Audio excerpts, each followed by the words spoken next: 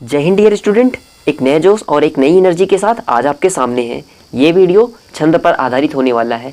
आज के इस वीडियो में हम लोग 4 छंद को सीखने वाले हैं। चौपाई, दोहा, सोठा, रोला। अगर आप लोग क्लास 10th में हैं या फिर क्लास 12th में हैं या किसी कॉम्पिटिटिव एग्जाम की तैयारी कर रहे हैं तो ये वीडियो आप लोगों के लिए एकदम मस्ट वॉच होने वाला है, क्योंकि ये वीडियो से कई सारे क्वेश्चंस आपके एग्जाम में बनते हैं। तो चलिए वीडियो को शुरू करते हैं। सबसे पहले अगर आपको एग्जाम में क्वेश्चन आता है छंद लिखने का तो उसमें क्वेश्चन इस तरीके से होता है। उसमें आपके पास 3 ऑप्शन होते हैं। मान लीजिए आपके पास ऑप्शन में है दोहा, सोठा और चौपाई। इन तीनों में से किसी एक छंद की परिभाषा देते हुए उदाहरण लिखिए। तो आपको कैसे लिखना होगा ध्यान से देखिए। यहाँ पर सबसे पहले आप परिभाषा के लिए एक हेडिंग डालेंगे ब्लैक पेन से, फिर उसके बाद नीली पेन से आप इसमें क्या लिखेंगे ये देख लीजिए। हम लिखते हैं कि चौपाई एक सममात्रिक छंद है। इसमें 4 चरण होते हैं। प्रत्येक चरण में 16 मात्राएं होती हैं। अंत में 2 गुरु वर्ण होते हैं। ध्यान से थोड़ा रुक जाइए, मैं सारी चीज़ें समझाऊंगा और मात्राओं को लगाने का नियम भी मैं आपको बताऊंगा किस तरीके से, और एकदम बहुत ही अच्छे से एग्जाम्पल भी मैंने आपको लिया है बेसिक सा, और ताकि आप लोग किसी भी चीज़ में कोई भी परेशानी ना हो। देखिए हमने लिखा है कि चौपाई सममात्रिक छंद है। सम का मतलब होता है कि जो संख्या 2 से विभाज्य हो जाती है। तो यहाँ पर 16 मात्राओं की बात होती है और 16 एक सम संख्या होती है। तो सारी मात्राएं कैसी होंगी, 16 होंगी, और इसमें 4 चरण होते हैं। 4 चरणों की बात कर लेते हैं। फिर उसके बाद अंत में 2 गुरु वर्ण होते हैं। गुरु क्या होते हैं, लघु क्या होते हैं, यहाँ पर मैंने लिखा है, आइए समझ लेते हैं।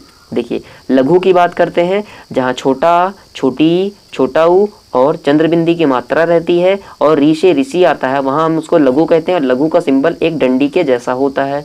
गुरु, हम यहाँ पर बात कर लेते हैं गुरु या फिर दीर्घ की, इसी को हम गुरु भी बोलते हैं। दीर्घ में बड़ा, बड़ी, बड़ाऊ, ए, ओ, औ, अंग, आहा, ये सारे हमारे दीर्घ होते हैं। इसके लिए हम एस जैसे सिंबल का इस्तेमाल करते हैं, और ये जो एस होता है इसी को हम यहाँ पर गुरु की मात्रा कहते हैं। तीसरा है संयुक्त अक्षर, जैसे छा से क्षत्रिय, त्रा से त्रिशूल, ज्ञा से ज्ञानी और श्रा से श्रमिक।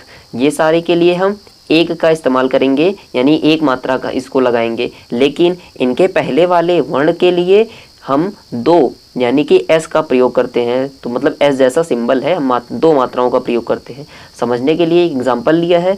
यहाँ पर देखिए ये छोटा है, इसके लिए 1 मात्रा आनी चाहिए थी, लेकिन इसके बाद में क्या है, ये एक संयुक्त अक्षर है। इस कारणवश हमें क्या करना पड़ेगा, इसके पहले वाले पर 1 मात्रा बढ़ा देनी होगी, यानी ये 2 हो जाएगा और ये 1। आइए हम लोग अपने एग्जाम्पल को देखते हैं। डियर स्टूडेंट, अगर आप लोगों से एग्ज़ाम में स्पष्टीकरण लिखने को कहता है तब आप लोग इस पे मात्राएं भी लगा करके बताते हैं। फिर कहते हैं कि प्रत्येक चरण में 16 मात्राएं हैं, इसलिए यह एक चौपाई है। अन्यथा आप लोग सिर्फ एग्जाम्पल लिख देंगे। एक मैं आपको मात्रा लगा करके बता देता हूँ कि किस तरीके से मात्राएँ लगती हैं। देखिए यहाँ पर जो कुछ लिखा गया है, एग्जाम्पल मैं पहले पढ़ देता हूँ उदाहरण। जय हनुमान ज्ञान गुण सागर, जय कपीस तिहु लोक उजागर, रामदूत अतुलित बलधामा, अंजनी पुत्र पवन सुत नामा। चलिए इस पर अब मात्रा लगाते हैं। यहाँ पर देखिए जा या, ये खाली है, इस पर कोई भी बड़ा की मात्रा नहीं है तो ये सिंगल हो गया। हा खाली है तो 1 मात्रा, ना पे छोटा की मात्रा 1 मात्रा, माँ पे बड़ा है तो इस पर 2 मात्रा, ना अकेला है तो 1 मात्रा। ज्या है, ज्या पर 1 मात्रा भी है तो इसलिए यहाँ पर 2 मात्रा लगाएंगे, और ना खाली है तो 1 मात्रा हो जाएगा। यहाँ पर छोटा ऊ है तो 1 मात्रा, खाली है तो 1 मात्रा। शा सा पे बड़ा की मात्रा है तो 2 लगाएंगे। गा खाली है, रा खाली है। फिर हम गिनते हैं इसको, 2, 2 4, 2 6, 7, 2 9, 10, 2 12, 2 14, 16, यानी कि एक चरण में 16 मात्राएं। हमने लिखा था कि प्रत्येक चरण में 16 मात्राएं होती हैं। अब आगे मात्रा लगाते हैं। यहाँ जा पर 1, या पर 1, का पर 1 मात्रा, और पा पे बड़ी की मात्रा तो 2 मात्राएं हो जाएंगी। यहाँ पर 1 मात्रा। तिहु के लिए यहाँ पर हम 1 मात्रा लगाते हैं, और फिर इसके बाद हम यहाँ पर 1 मात्रा लगाएंगे, चंद्रबिंदी है। यहाँ पर हम 2 मात्रा लगाएंगे, ओ है, और यहाँ का खाली है तो 1 मात्रा। यहाँ पर 1, यहाँ पर 2 और 1 और 1। गा के लिए 1 मात्रा, रा के लिए भी 1 मात्रा। चलिए अब आगे दूसरी लाइन में मात्रा लगाते हैं। राम है तो इस पे बड़ा है तो 1 मात्रा, माँ खाली है। दादा पे बड़ा ऊ की मात्रा है तो 2 मात्रा लगाएंगे, और ता पर खाली है।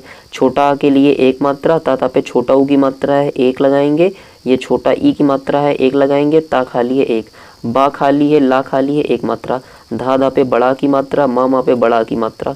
अब अंजनी के लिए देखिए चंद्र बिंदी होती है तब तो एक मात्रा लेती है, लेकिन अगर यहाँ पर ये वाली बिंदी आती है जिसे हम अंग की मात्रा कहते हैं, यहाँ पर हम 2 लगाते हैं, और जा पर 1, ना पर भी 1, क्योंकि छोटी की मात्रा है।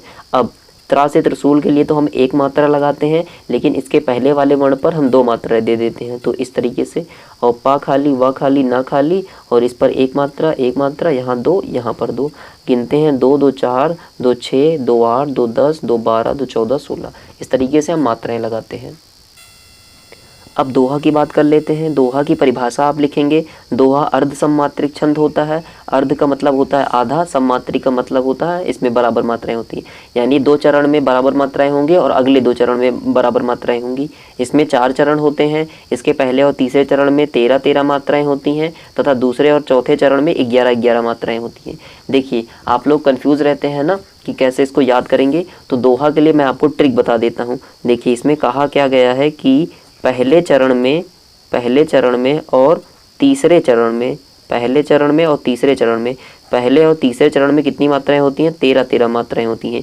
देखिए अपने आप आ रहा है, ये पहला और तीसरे चरण में 13 मात्राएं होती हैं, ठीक है। बाकी बचा क्या है? दूसरा चरण बचा है और चौथा चरण बचा है। दूसरे और चौथे चरण के लिए 11 मात्राएं होती हैं। बस 13-13 मात्राएं, 11-11 मात्राएं। कितना आसान है आपके लिए। अब यहाँ पर हम इसको लिख सकते हैं। उदाहरण देख लेते हैं इसका। उदाहरण में आप लोग क्या लिखेंगे? श्री गुरु चरण सरोज रज, निज मनो मुकुरु सुधारी, बरु नव रघुबर विमल जसु, जो दायक फल चारी। चलिए इस पर भी मात्रा लगाते हैं। यहाँ पर श्री है, इस पर 2 मात्राएं लगेंगी। यहाँ पर 1 1 1 1 1, यहाँ पर 1 2 1 1 1। गिनते हैं। पहले में इसमें 13 मात्राएं होनी चाहिए। 2 2 4, 2 6, 7 8, 8 2 10, 11 12 13, ठीक है। अब 11 मात्राएं होनी चाहिए। 1 1 1 1 1 1 1 1 2 1, तो 2 2 4, 2 6, 2 8, 2 10, 1 11, ठीक है। तो इस तरीके से हम मात्राएं लगाते हैं। आइए अब हम लोग सोरठा को देख लेते हैं। तो सोरठा की परिभाषा में हम लिखेंगे, सोरठा अर्धसम्मात्रिक छंद है। इसमें 4 चरण होते हैं। इसके पहले व तीसरे चरण में 11-11 मात्राएं होती हैं। दूसरे व चौथे चरण में 13-13 मात्राएं होती हैं, या दोहे का उल्टा होता है। दोहे में क्या था? पहले और तीसरे में 13 मात्राएं थी, यहाँ पर 11 मात्राएं हैं। उदाहरण की बात करते हैं तो उदाहरण भी हम लोग देख लेते हैं। बहुत ही आसान सा उदाहरण हमने यहाँ पर लिख रखा है। जेहि सुमिरत सिद्धि होई, गणनायक करिवर बदन, करहूँ अनुग्रह सोई, बुद्धि रास शुभ गुण सदन। अब इसमें हम मात्राएं नहीं लगाएंगे। अगर आप लोग चाहते हैं तो कमेंट कर दीजिए, हम आपको बता देंगे। अब नेक्स्ट वाला हम देखते हैं रोला। रोला को हम कैसे बताएंगे? सबसे पहले इसकी परिभाषा देखते हैं। रोला एक सम्मात्रिक छंद होता है। अब सम्मात्रिक क्या होगा? इसमें बराबर मात्राएं होंगी। किस तरीके से? इसमें 4 चरण होते हैं। प्रत्येक चरण में 24 मात्राएं होती हैं, अतः ये सम्मात्रिक हो गया। और 11 और 13 मात्राओं पर विराम होता है, यानी 11 मात्रा पढ़ने के बाद थोड़ा सा रुका जाता है। चलिए थोड़ा सा एग्जाम्पल देख लेते हैं इसका। उदाहरण भी हमने इसको बहुत ही अच्छे से लिखा है। उदाहरण में लिखेंगे इसमें, जीती जाती हुई जिन्होंने भारत बाजी, निज बल से मलमेट विधर्मी मुगल कुराजी, जिनके आगे ठहर सके जंगी न जहाजी, हैं ये वही प्रसिद्ध छत्रपति भूप शिवाजी। अगर वीडियो अच्छा लगा हो तो चैनल को लाइक सब्सक्राइब करिएगा। मिलते हैं एक नए वीडियो में।